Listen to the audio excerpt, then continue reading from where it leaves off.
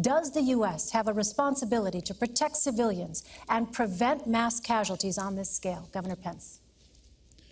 The United States of America needs to begin to exercise strong leadership to protect the vulnerable citizens and over 100,000 children in Aleppo.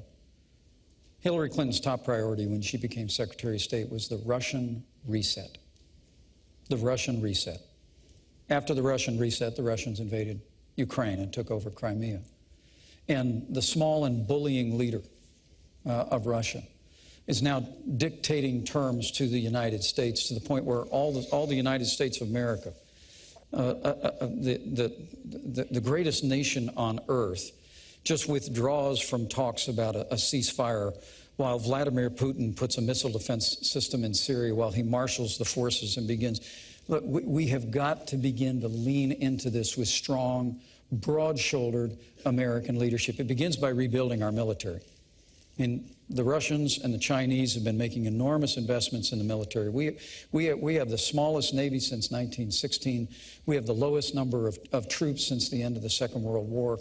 We've got to work with the Congress and Donald Trump will to rebuild our military and project American strength in the world. But about Aleppo and about Syria, I truly do believe that what America ought to do right now is to immediately establish safe zones so that families and vulnerable families with children can move out of those areas, work with our Arab partners real time right now to make that happen.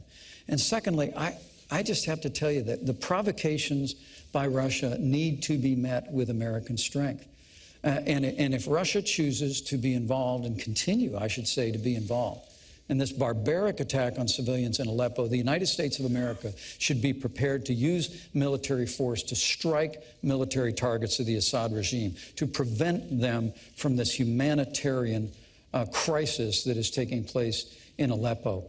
There's a broad range of other things that we ought to do as well. We ought to deploy a missile defense shield to the Czech Republic and Poland, which Hillary Clinton and Barack Obama pulled back on out of not wanting to offend the Russians back in 2009.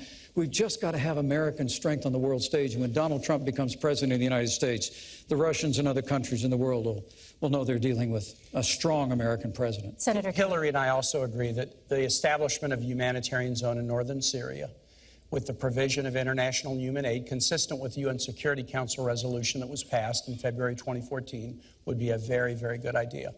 And Hillary also has the ability to stand up to Russia in a way that this ticket does not.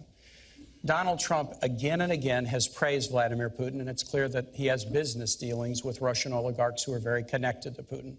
The Trump campaign management team had to be fired a month or so ago because of those shadowy connections with pro-Putin forces.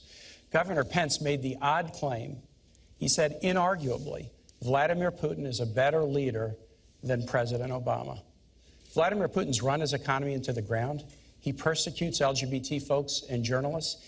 If you don't know the difference between dictatorship and leadership, then you got to go back to a 5th grade civics class. I tell you what offends me. Governor Pence just said that Donald Trump will rebuild the military. No, he won't. Donald Trump is avoiding paying taxes.